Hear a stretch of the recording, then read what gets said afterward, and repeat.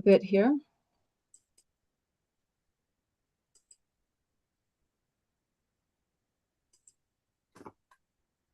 All right, welcome. So glad to see folks, and I know more will be joining us, but let's get started. My name is Amy Antonucci, and I am with New Hampshire Peace Action Education Fund. I'm chair of the board, and I'm really glad to welcome you to our Peace and Justice Conversation series for, Monday, December 26th, 2026. Our topic tonight is state-sponsored violence in and by the United States. And our guests are Megan Chapman and Maggie Fogarty, whom I will introduce a little more in a few minutes. Especially since we have so many new folks joining, I want to make sure you all know that for over 40 years, New Hampshire Peace Action has been educating, mobilizing, and organizing to build a more peaceful and just future for all, a future that's based on cooperation instead of competition and conflict, and where mutual benefit and shared security bring us a more peaceful and just community globally.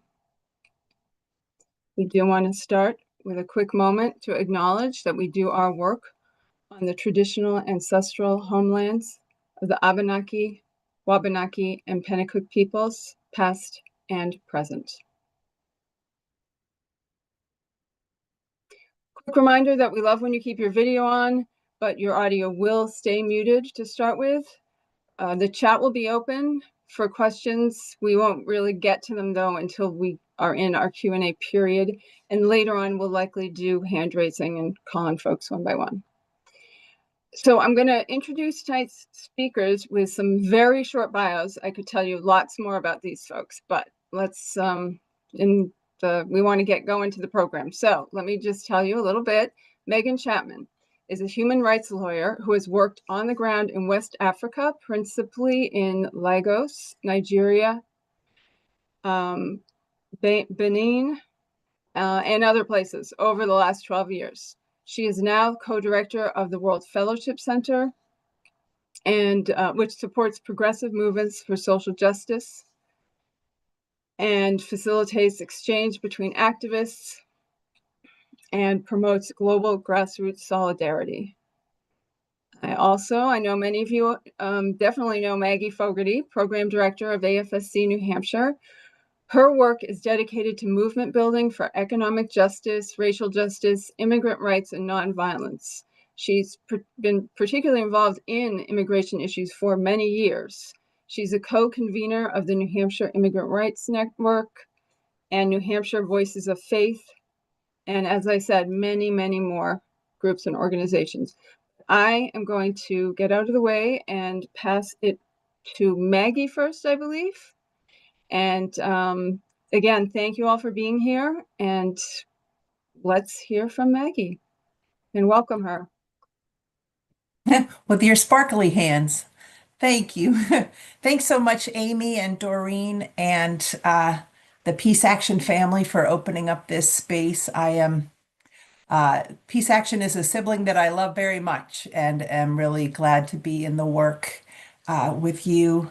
And I'm deeply grateful for your steadfast and wise leadership on a number of essential issues of our time, including Israel-Palestine and other expressions of militarism and violence and the work for peace around the world and here in the US. So I'm really glad to be here. And Megan, it's an honor to be working with Megan. We've developed a really wonderful partnership over the last many months, and I feel like in a critical moment such as this, to find such a passionate, brilliant, seemingly tireless leader in the work is a real blessing to all of us. So I just feel like I'm in really a beautiful company tonight. And so we want to spend some time talking to lay a groundwork for a conversation that we know that you are already well primed for. You're people who think about these issues and connect the essential elements, the threads, the historical and the multi-issue threads that are really so critical to understanding where we are, how we got here, et cetera. So give us a few minutes to set that up, and then we're really looking forward to opening it up for conversation. So, and I have a few notes to keep me on track, and I may even try and show 4 or 5 slides there at the end. We'll see, just never know. So AFSC began its work in 1917 in the context of the Great War in Europe and Quakers organizing into service committees to provide humanitarian relief to people displaced by war.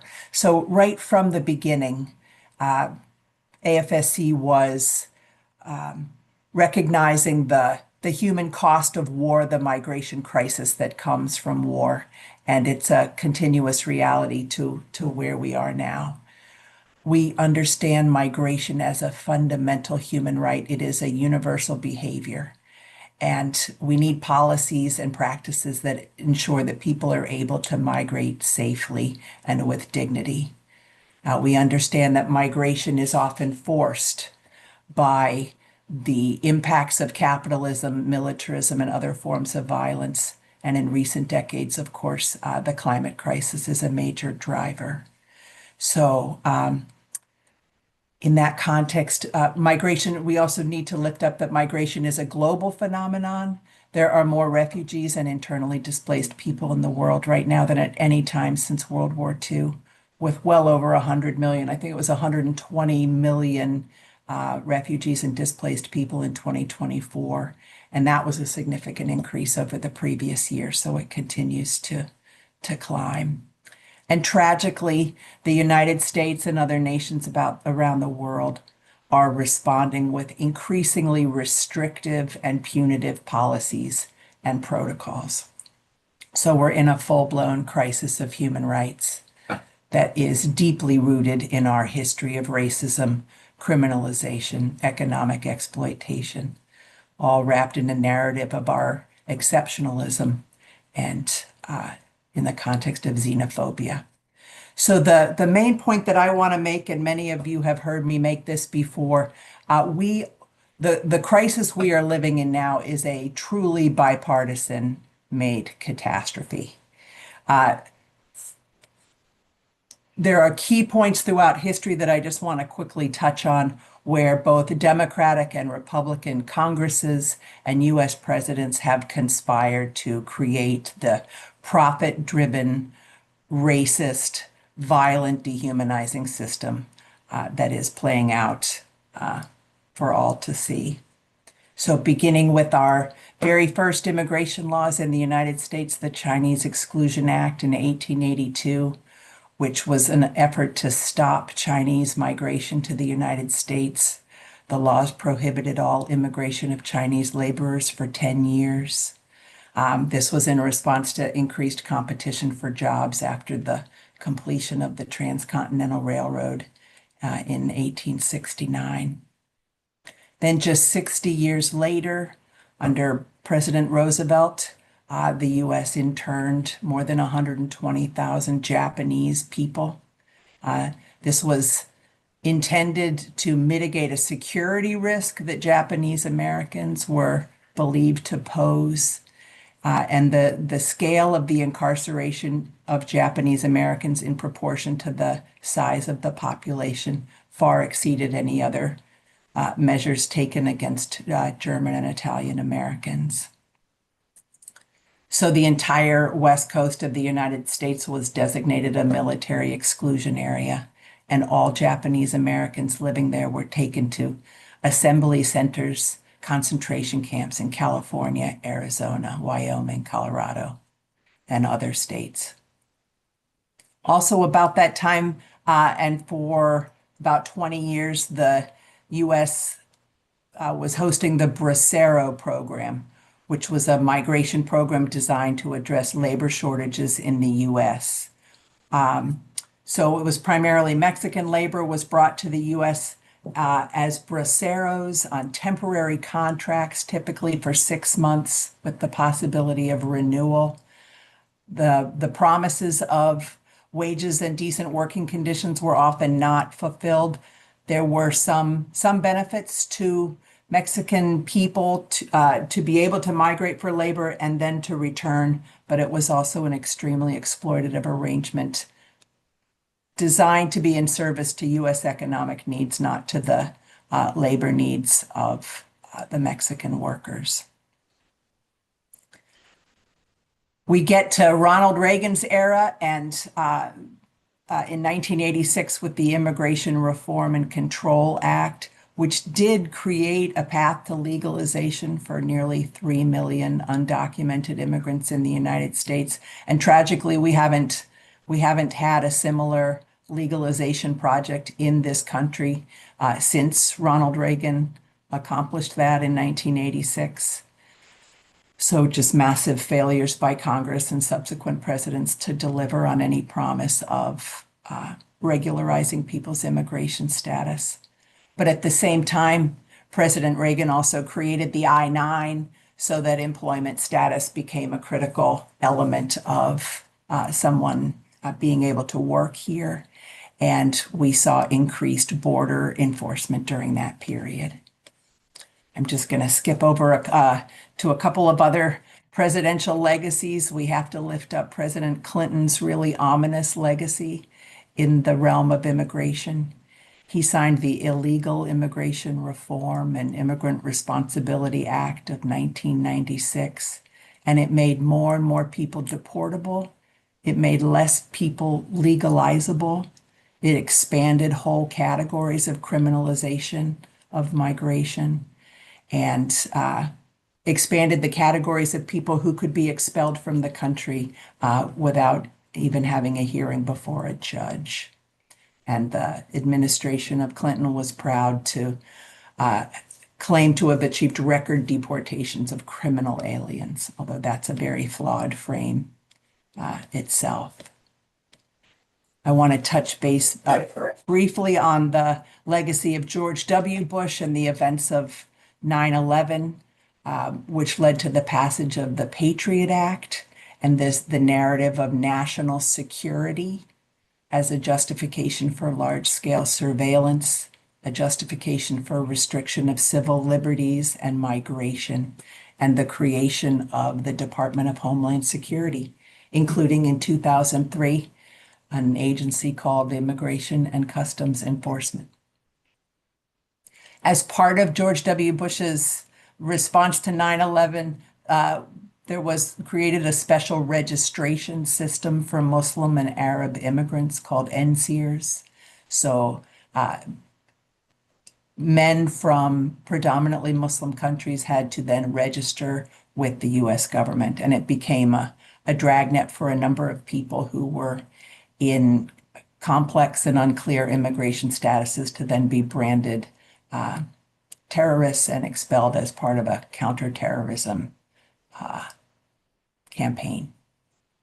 And there were very direct impacts of that program on the Indonesian community here in New Hampshire because they went and registered and then their vulnerabilities of their asylum status were immediately revealed.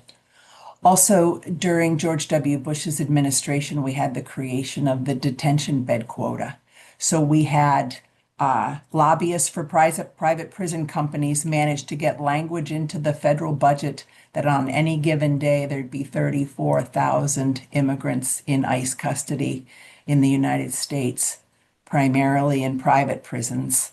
And so it was a huge windfall, billions of dollars windfall for private prison companies who had, in the criminal legal system realm, started to see their profits taper off because of some common sense sentencing changes in the common sense changes in the sentencing laws in this country as we tried to move away from mass incarceration. And then we get to President Obama, who also has a mixed record. He tries to really embrace the expelling of criminal migrants narrative by saying we're going after felons, not families. And yet it was never true. And it was a way of buying into a really harmful, toxic framework that has always had disproportionate impacts on communities of color in the United States. And the Obama administration increased prosecution of people who were coming back to the United States after a prior deportation, something you might be able to understand if your family and your life is here, but you've been expelled to another land.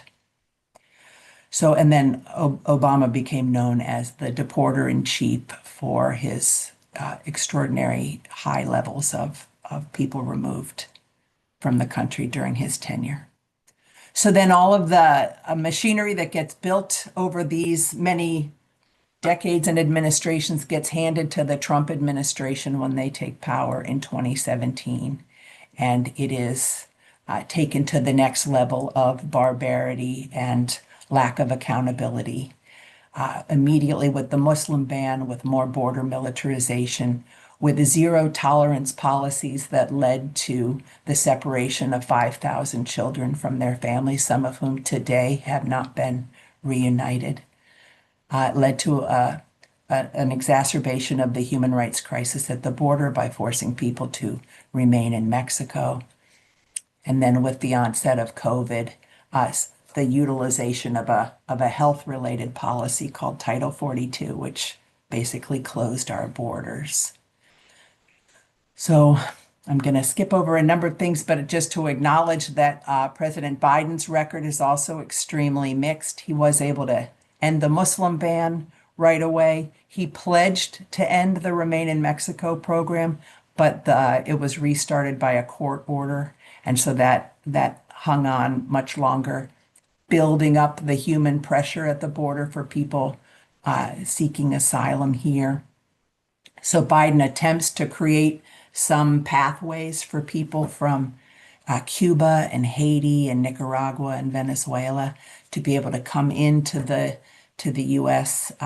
For a particular period of time to achieve a benefit, but at the same time is investing in border militarization and other kinds of criminalization practices, and some agreements with Canada that also made migration harder at the northern border. So, and then I want to just spend a moment focusing on what we have now that we're back with the Trump administration. And let me just see if I can't share screen really quickly to run through some key developments there. Whoops. All right, I'm going to run through this really quickly, but we'll break it open more in the conversation. Let me get this out of the way. So with regard to detention and deportation in the Trump administration, deportations have dramatically grown to more than 390,000 deportations during the Trump administration. An ICE quota of 3,000 removals a day, or 3,000 detentions rather a day, an end to the sensitive location protocols, which was a limitation on immigration enforcement actions in healthcare centers, schools, and churches. And on any given day, about 60,000 people in detention, and sometimes it's higher, it's in the 70,000s. A number of judges fired, kind of crippling the part of the immigration system that actually processes people's cases and creates an opportunity to have a hearing before a judge. Whoops, how do I? There it is. The borders effectively closed to asylum seekers. The CBP One app, which was an attempt to give people an orderly access to the country, is just shut down. The refugee program in the United States is suspended except for white South Africans, and a travel ban for 19 countries that was recently expanded to another 20 countries, a significant share of which are African countries. Temporary protected status ended for many countries. Visa revocations, including for international students and for students who are exercising First Amendment rights here in the U.S. denaturalization efforts, delegalization efforts. People who are on any of a number of legal pathways here in the U.S. are simply having those processes canceled. An attempt to end birthright citizenship. All of this is part of a massive campaign to require registry of all undocumented immigrants in the country, ages 14 and older. And the not registering is itself a deportable offense. Use of the Alien Enemies Act to expel people from the country without any due process protections. Targeting sanctuary cities, we're certainly seeing that play out throughout the country, and New Hampshire is pre-complying with the new laws that were signed on the 1st of this year. And increased criminal charges that ensure that people don't have access to the to proper court processes. And I'll just add denial of bonds. So I want to stop there and give Megan some time to lay out the scenario, but there's a quick and dirty overview of a system that's gotten built over time by many hands and with our tax dollars. Thank you, Maggie. It's hard to kind of relive that history and trace how long the current situation that is so in our face, it has been constructed deliberately. And that, like you rightly said, with our tax dollars. I want to say, before I kind of launch into the remarks that I have, I want to say a quick word about World Fellowship Center, where I work here in New Hampshire, a bit about my personal background, just to lay the foundation for why I'm here talking about this. And then just give everyone a sense of, from the history that Maggie just shared. I'm going to be talking about how the infrastructure is really being laid in New Hampshire for the expansion of the police state, starting with, immigration and immigrants as the target, but certainly intended for more human beings beyond that. And then we are going to be moving from that to talk about what are we doing? What can we do? How do we push back? And we are in such a moment of growing and organizing. I just want everyone to know that that's where we're going.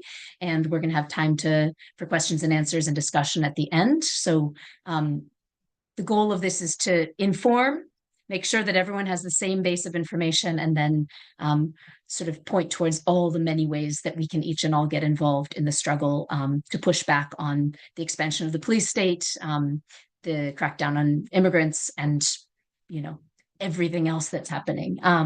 So World Fellowship Center, where I am so lucky to be one of the co-directors, is a peace and social justice focused retreat center. We are just south of Conway, in the southern White Mountains, and we have been in existence since 1941. And we were set up in a time right before the start of World War II, when there was a real interest in having a conversation about how do we build global systems of governance in order to have global peace. And of course, right now we're watching those global international law systems being essentially just vacated and undermined in so many ways. And I think that it's a good moment to come back to in time for us to think about how we can organize to put those structures and better structures in place within our country and around the world. I personally am a human rights lawyer. I started my career prior to doing human rights law, actually working with immigrants and refugees in Chicago, where I did my undergraduate in history.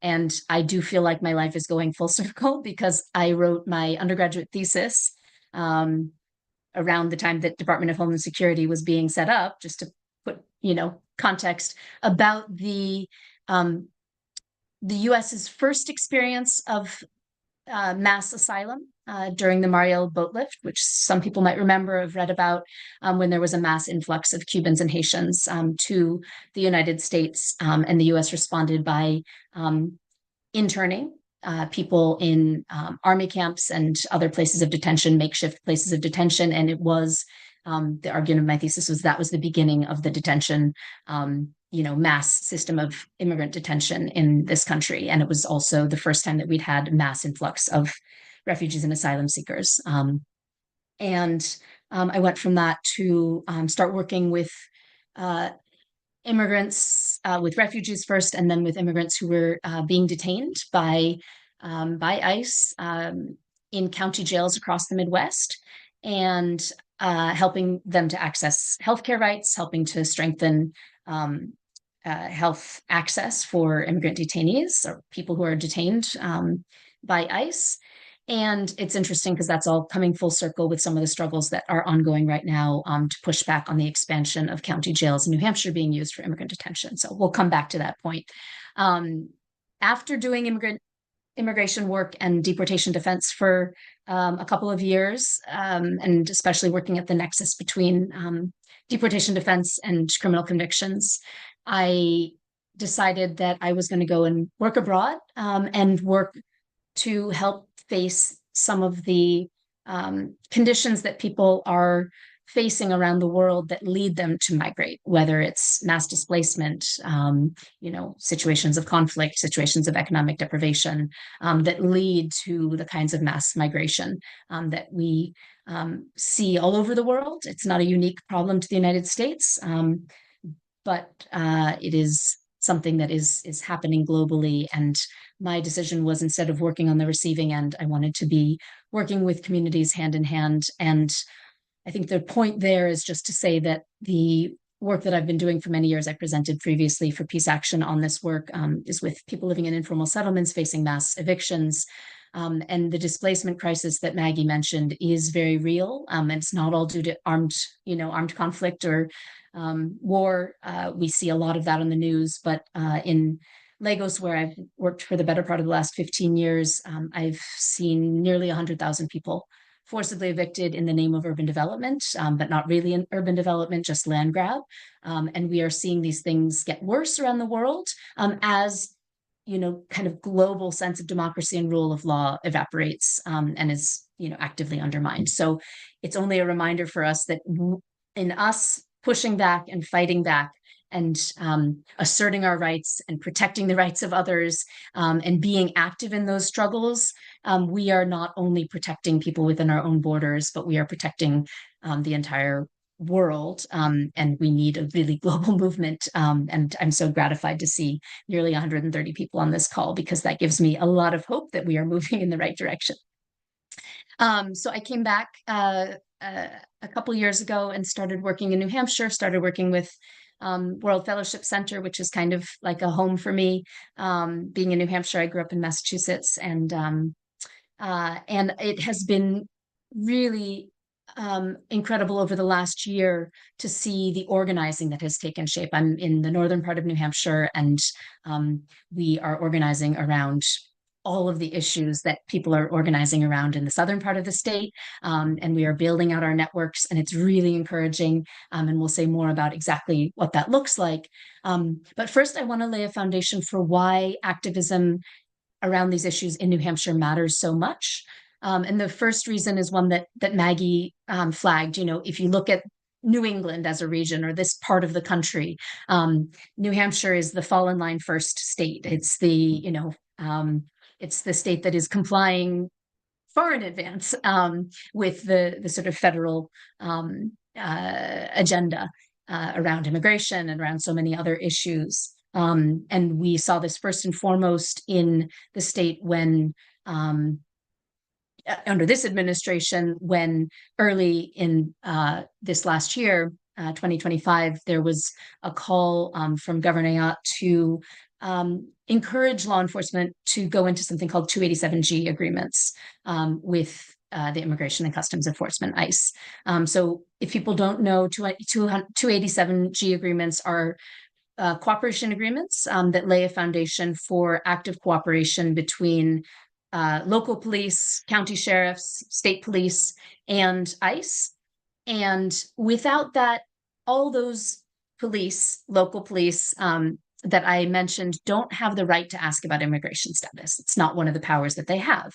And so, of course, we teach people, you don't have to, you don't have to answer those questions. They shouldn't even be asking those questions about immigration status.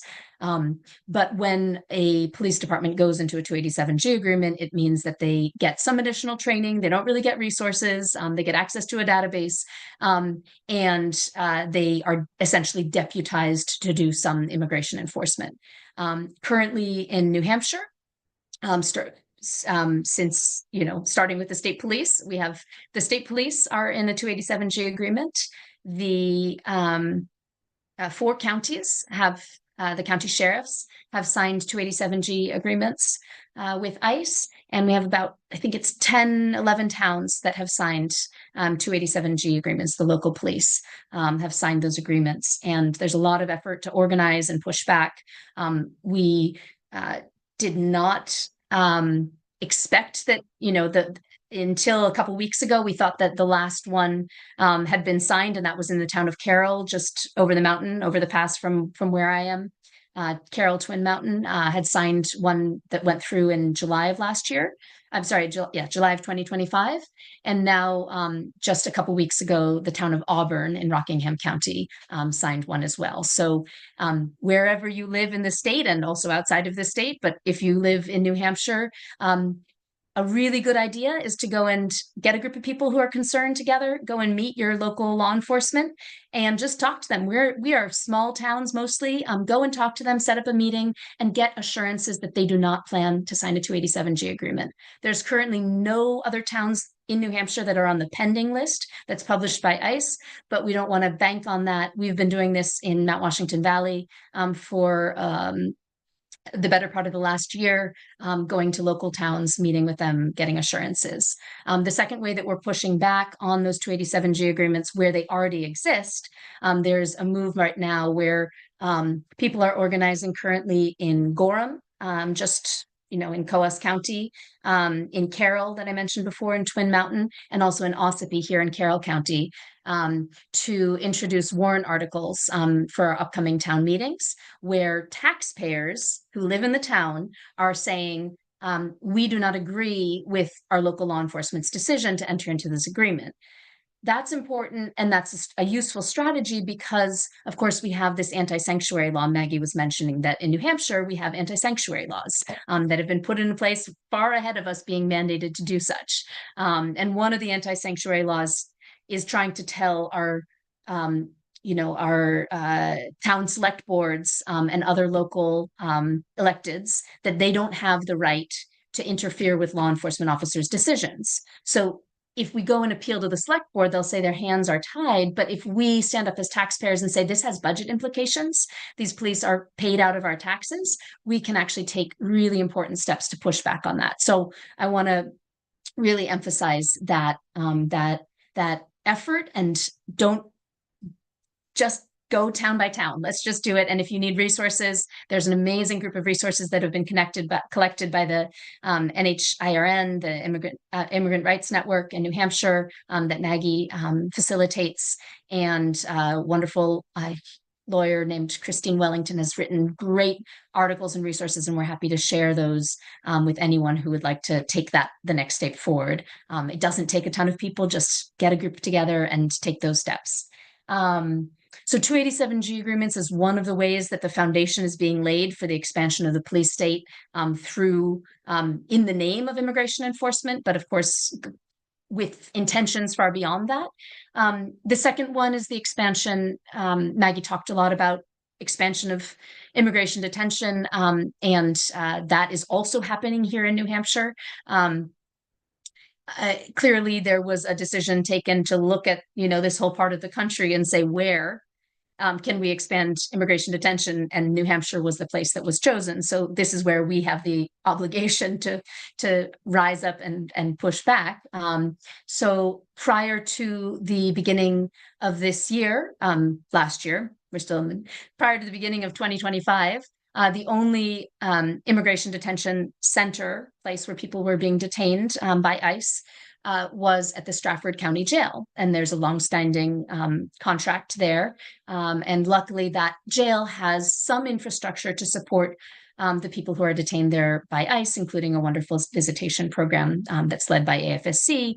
It doesn't mean that it's still a pleasant experience to be there. And when the systems of due process for migrants are being evaporated, wherever people are detained, they are in a terrible situation. And I'll talk a little bit more about immigration law or answer questions when people, when we open up for questions, because I'm now handling some cases and I can share a lot of examples of what's happening to really curtail people's rights. But Stratford was the first county jail here in New Hampshire. And then in March of this last year, the Federal Correctional Institution in Berlin opened up and started detaining up to 300 people on administrative immigration charges. I have been receiving calls for the last 4 or 5 months once I decided to answer immigration questions and see how I could support people there. And every single person that I have spoken to whose cases have come to me is an asylum seeker. Not a single one of them has a single criminal charge, not even a traffic ticket. And I have, dozens of cases that I've now had reviewed, and they are essentially in interminable detention, indefinite detention, because for the better part of the last 6 months, the position of the Department of Homeland Security was that a huge swath of people, including asylum seekers in those positions, were not eligible for bond. And that means you can't even ask to be released, no matter the fact that, you have family, that you had a valid work permit before you were picked up by ICE. So it's a really cruel system. And the other thing that it's a really cruel system, that's FCI Berlin. And luckily people are organizing in the North Country, in Coos County, to set up different systems of support to try to get access and visitation, and replenish people's commissary accounts so they can call their lawyers, call their loved ones. So there's a lot of ways that people can get involved in doing that, and we encourage that. But that's not it. In the middle of this last year, we found out that Rockingham County, down on the Massachusetts border, was considering an ICE contract to use its county jail to hold people detained by ICE. And there's been a really amazing organizing effort over the last 6 months to push back on that. And I am happy to say that we are starting to turn the tide. We had a expected 2-to-1 of the county commissioners in favor of that ICE contract. And as of last week, we heard that one of the two who's been, solidly in favor of the ICE contract has shifted his position. He now says he's on the fence.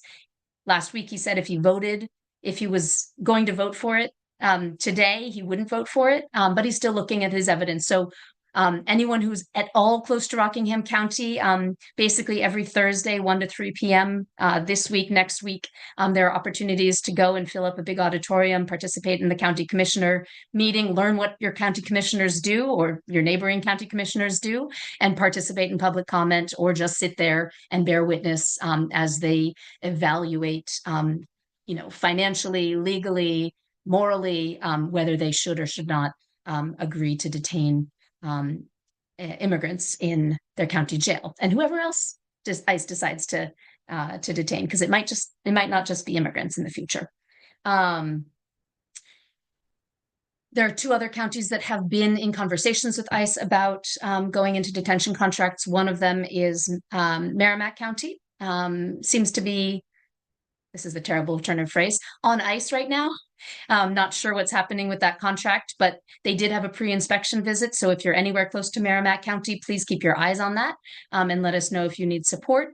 And then Hillsborough County has also been in conversations. The last public meeting where this was supposed to be discussed, they said, oh no, we're not discussing it because a whole bunch of people showed up. So that's what we have to do. We have to go to our county commissioners' websites. We have to read their minutes. We have to keep our eyes on what's happening and make sure that this doesn't keep expanding. Last but not least, perhaps, because the county jails haven't been working out, or just because private prisons seem to be the name of the game, there is this giant warehouse that could hold up to 500 people that is being planned and moved forward in Merrimack, not Merrimack County, but Merrimack Town in Hillsborough. And many people have probably seen there's been a lot of excellent reporting, a lot of excellent organizing, huge demonstration a couple weeks ago. And we need more of that. That kind of pressure led to the Merrimack Town Council just last week passing a resolution saying they don't want this facility. And we're working on, a number of other strategies to kind of push back. But private prisons are in many ways harder to hold accountable. So we really need to push back on that happening.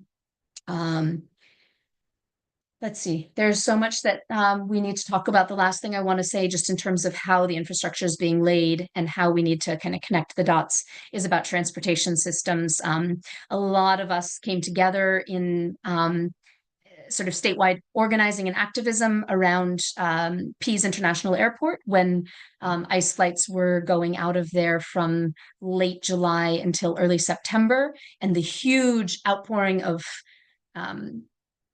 disapproval, condemnation of that, and organizing and having observers on the ground every time there was a flight, getting video footage of how many people were being transported, trying their best to make contact with the people who were being transported, really did make a difference. And since the 4th of September, there has not been an ICE flight except once on the 28th of October.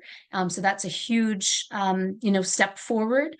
And it's also a sign that we need to put more pressure elsewhere, because they've gone from there back to Hanscom in Massachusetts, Hanscom Airfield in Massachusetts. And there's a whole lot of organizing that has moved from New Hampshire to support pushing back on Hanscom. And with the surge in Maine that's been ongoing, we really don't know if Pease could be used again. So we can't take our eyes off of that. And those are a lot of the kind of local efforts. I think the bigger picture is, of course, that there's this whole system, the expansion of the police state. There were a bunch of things I was supposed to talk about, but I don't want to get into it because it's the big, scary stuff that's kind of hard to put our fingers on: the mass surveillance, the militarization of the police, the Insurrection Act being, mentioned every single moment that things get a little hairy. And just as a general threat that's hanging out there, the one thing I want to tell everybody when you hear the Insurrection Act being mentioned is that our constitutional rights are still in place if the Insurrection Act is invoked. It's the one thing you need to know.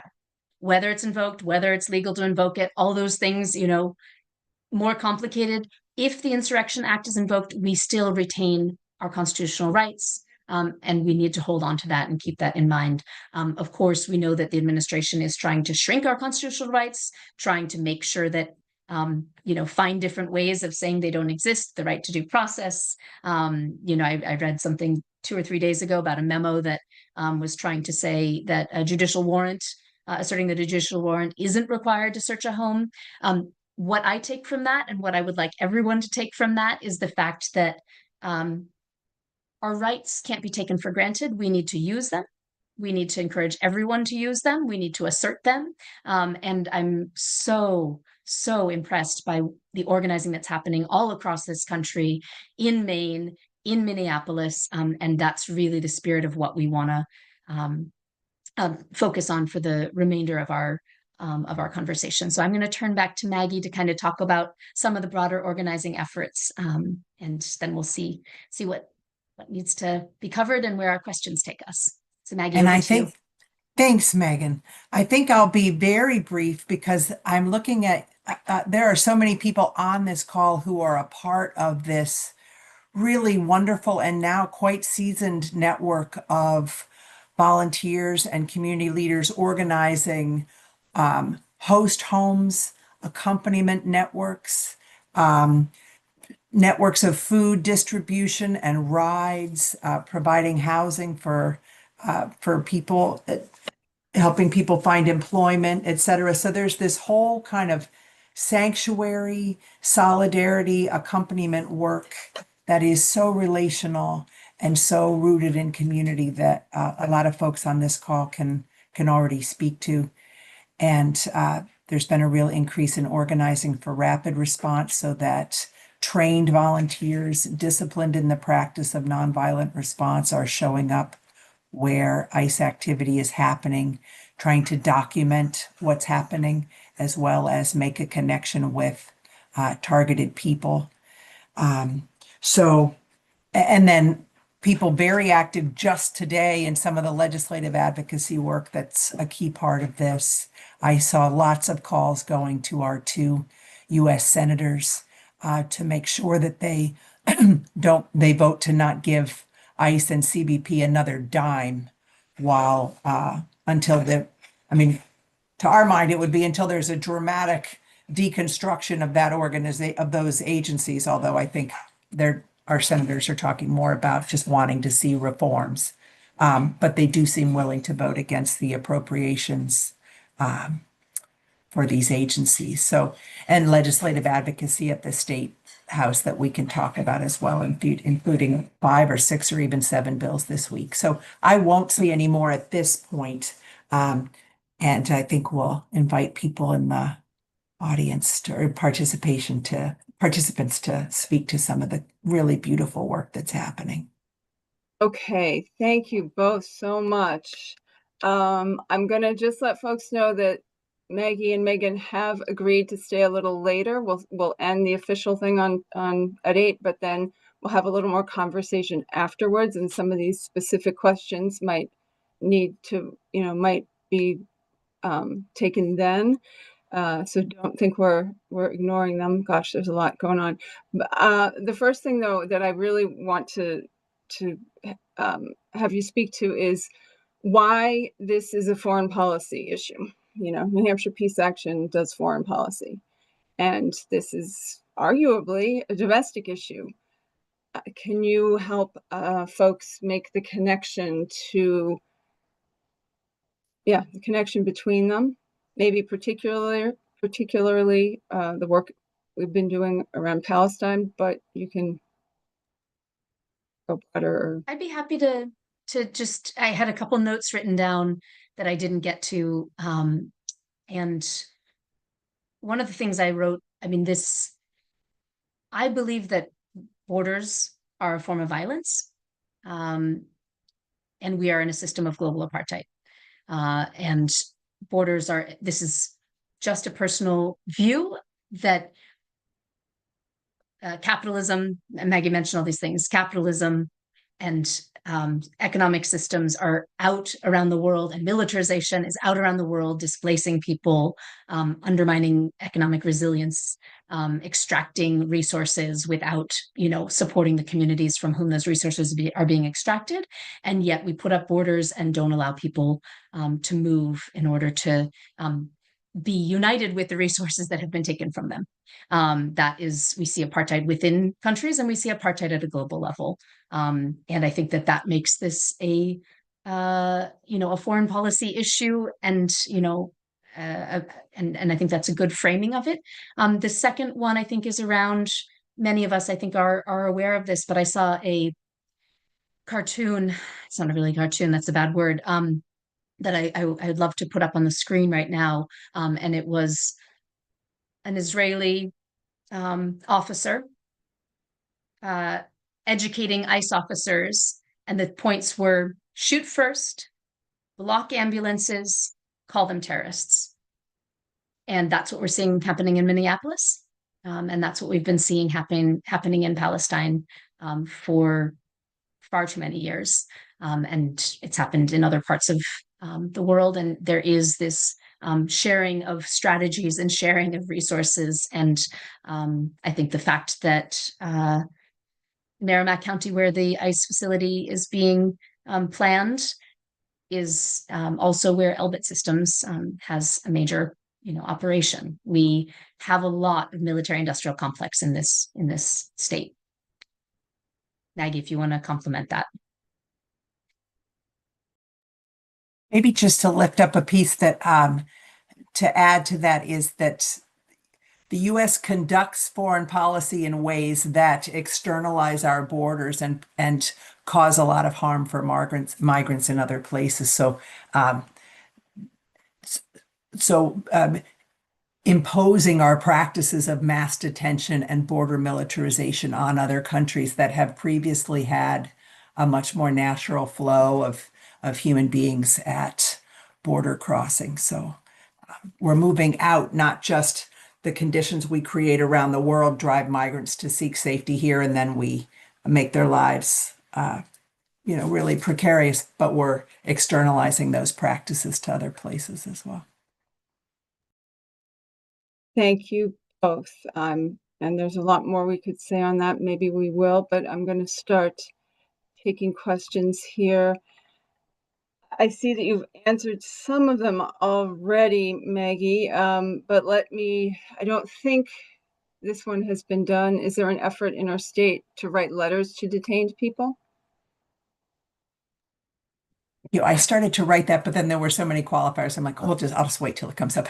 So with the visitation program at Stratford County Jail, that's the context that I can speak to. I really don't know what's available for people at FCI Berlin, although I'll just assume that they are not well wired for practices that sustain the mental health and connections of people there with their family members. So, but at Stratford County Jail, for various reasons, people aren't allowed to receive mail, except for legal mail. And when that comes in, it gets photocopied, the original gets destroyed, and the mail is distributed to the person. So in general, we haven't been able to send cards and letters. Although the exception I would have mentioned in the chat is that Bijan, the Boston Immigrant Justice Accompaniment Network, does have a pen pal program at Stratford that seems to be connecting with folks who are there for a little bit longer term. So there is an exception to it. And so I'll put the contact in the chat for Bijan and see if people might be able to inquire with them. Maybe just to tag on there, Bijan is also supporting people to have pen pals at FCI Berlin. And that is leading to the connection. One of the people I'm representing is getting a visit from a clergy who's close to the detention center because it was requested and organized by his pen pal who also lives in the North Country. So those things are happening. So I very much recommend seeing how you can be part of it. All right. They're a great organization. I'm jumping around a little, and Moji, I will try to get to you soon. These have been here for a while, though. If we get an influx of more humanitarian federal legislators in the midterms, what types of legislation do you think would be most crucial to enact? So protection of asylum rights. We could just immediately stop doing some of the harm that's happening now. That would be a nice big agenda. But protection of asylum rights or restoration of asylum rights, and this very simple process of changing the registry date, which I think it was last changed by President Reagan. There's a provision in U.S. law that if somebody has been in the United States past a certain date, and I think right now it's 1972. I should have refreshed on this before tonight's call. I haven't talked about it in a while because we're not in the place where talking about positive legislation feels quite as relevant. But if we could simply update the registry date to a much more recent year, then immigrants who have been in the U.S. for decades, but who have not had that pathway to regularizing their status, but are by most meaningful definitions members of our community, members of our, citizens of our country in every way that really matters, they could have a pathway then to applying for citizenship. So it's a very simple change. It's been done before. It just hasn't been done in a long time. We could also restore our immigration courts so that we have a legal, orderly, and fair process for processing people's applications. That's been really eroded. I don't know if Megan has other positive ideas that we could start with. I'll only say one, thinking about sort of state level change, and some of the resistance that we are seeing happening in states across the country to the federal agenda right now. If we could, by some miracle, flip the dynamics and the likely voting patterns of our state legislature. Illinois, a few years ago, actually passed a law prohibiting county jails within the state from contracting with ICE to detain people.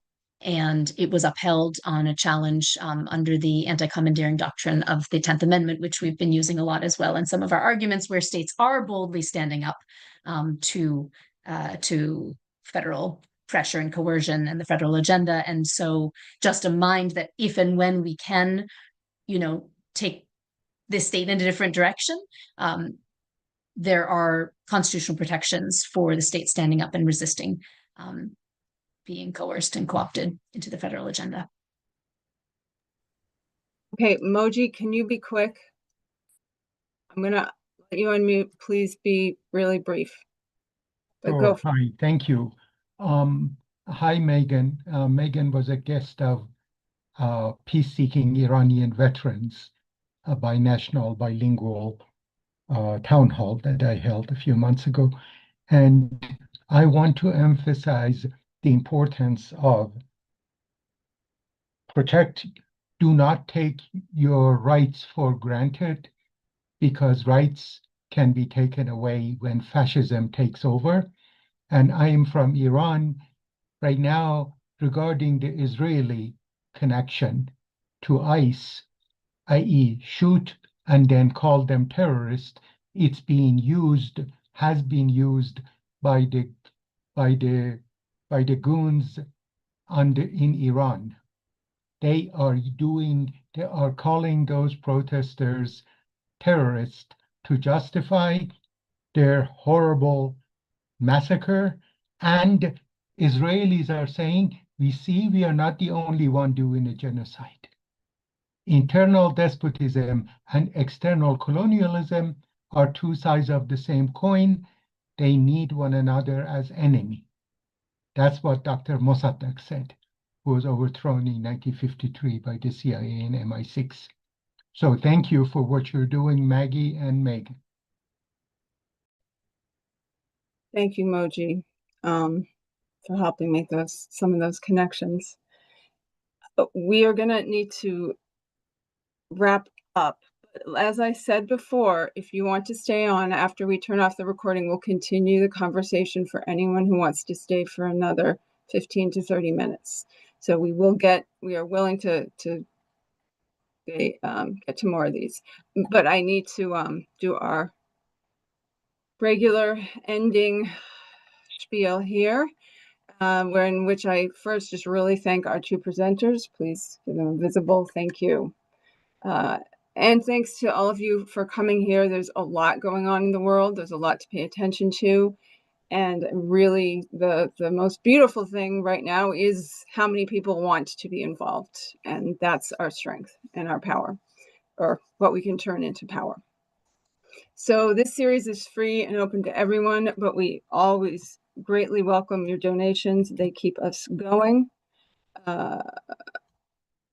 And I want you to be able to follow our work, New Hampshire Peace Action. This series you're at tonight happens every other week on various topics. Go in, yeah. And we also have far more going on than just the Monday night series. I also put AFSC, New Hampshire and World Fellowship Center into the chat so you can follow the work of all three of us. I did note that we do have a YouTube channel in which this program will be on after tonight, and many of our Monday night programs are also on, so you can catch up and see what else we've been doing. Let me just highlight a few things coming up. Our vigils for a just peace for Palestine continue Wednesday, January 28th, 2 p.m. to 3 p.m. at Representative Pappas's Dover office. Thursday, January 29, noon to 1 p.m. at City Plaza, Concord, New Hampshire. Wednesday, February 4, 2 to 3, Senator Shaheen's office in Dover, New Hampshire. As was pointed out before, these things are connected. The fact that we've been ignoring international law and exporting tremendous violence elsewhere, it's not surprising that it's trickling back to us tragically. The programs this Thursday, January 29 at 7 p.m. on Zoom. We're having a discussion of the film A House of Dynamite. We're moving into an age of increasing nuclear tensions. Current administration wants to do more testing. The last treaty between the US and Russia was expiring next week. And wars, including those with nuclear armed states, are expanding. This film is giving us an opportunity to come together to discuss it and to discuss what actions we can take, because there's legislation, there's tremendous public opinion on our side, there's lots that we can do. January 31, noon to 2, there's an Ice Out for Good protest at the New Hampshire State House in Concord. Tuesday, February 10th, 7 p.m., the film The Settlers, about the West Bank, will play at Red River Theater, Concord, New Hampshire, and the Q&A will be facilitated by Not in My Name, New Hampshire, our good friends. And then our next Peace and Justice conversation via Zoom, Monday, February 9, 7 p.m. Eastern Time. Kevin Martin from National Peace Action will join us to talk about the national landscape and priorities and how we plug in New Hampshire. And we have an important role in New Hampshire because we have Jean Shaheen, who's incredibly important on foreign policy. We also have, we have 4 Democrats who don't always go with the